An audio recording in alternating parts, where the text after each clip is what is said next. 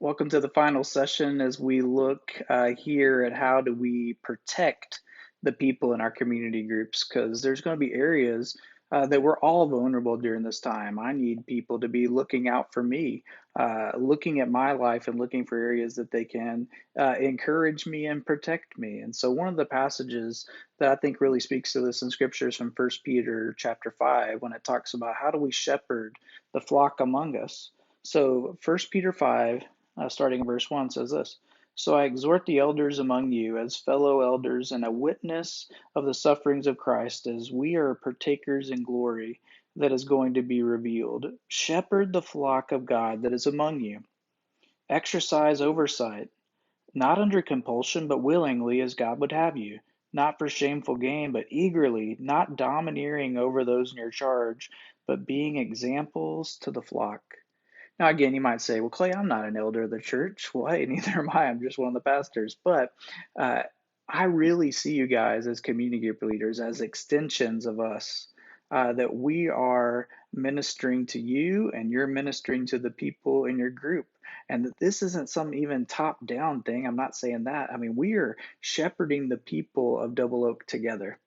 You and I are in this together, and we are shepherding the flock that God has given us. So it's helpful, I think, to look at our community group as this is the flock of people that God has given me, not flock of seagulls, flock of people that God has given me. And He wants me to shepherd them. And one of the jobs of a shepherd is to protect people. And so, what areas might we need protection in? I think one right now is that we need to protect with compassion and care. How do you protect with compassion and care? I think that it's because we love these people in our group. We are looking at where they're at. Remember, that goes back to the know. Where are people at right now? We're thinking about where are we going to lead these people. We're thinking about what we're going to feed them the word of God, and then how can we protect them? And so I think we protect them again with compassion and care. You saw in the verses here, it talks about exercise your oversight willingly and not domineering, but being an example to the group. And so I think in us being examples of vulnerability about where we're really at in this, I think about us as being examples of also pointing people to Jesus and how he's ministering to our hearts in a time like this. So we're saying with people, hey, I'm in this with you.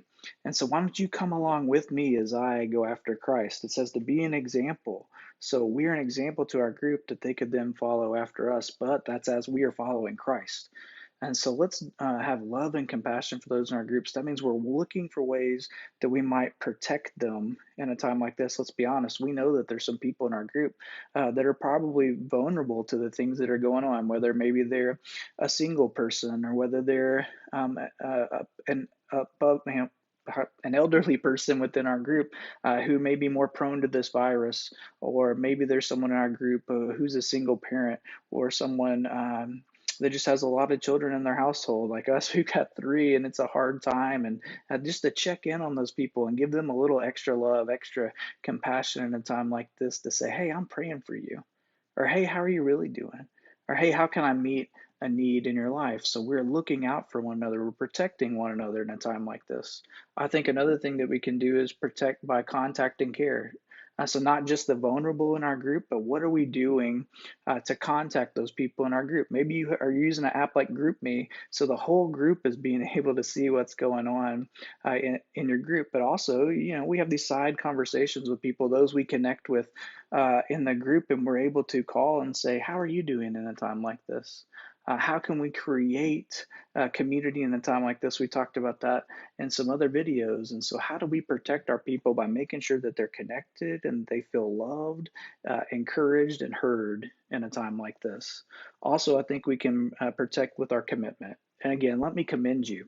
You guys are doing an amazing job at shepherding our people during this time. You are ministering right alongside of us as we minister the gospel to people in a really trying time, really an unprecedented time in our history.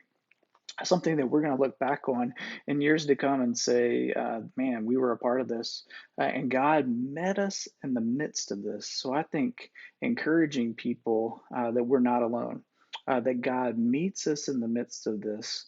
And we're protecting them by our commitment to them. So let me thank you for your commitment to your people. to check on them, to see what they need, to also gather them together through a Zoom call or a Google Hangout, by looking for creative ways to connect with people during this time, I think is vitally important. And we're protecting each other. What are we protecting each other from?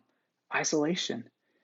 We were already living in a time where we were pretty isolated, right? Moving from thing to thing to thing. Well, now with those things taken away and we're literally in isolation, uh, what are we going to do? We need people that we know care for us, calling and sacrificing our time to do that extra call or sacrificing our time to meet a need in their life. So remember, don't do this on your own. There's people in your group who are looking for their gifts, spiritual gifts to be activated in such a time as this to help you lead and serve the people in your group. And so I hope that you'll think about that too. A way to protect you is that you don't have to do all this. It doesn't all fall on your shoulders as a leader, but really it's about the group it's our group.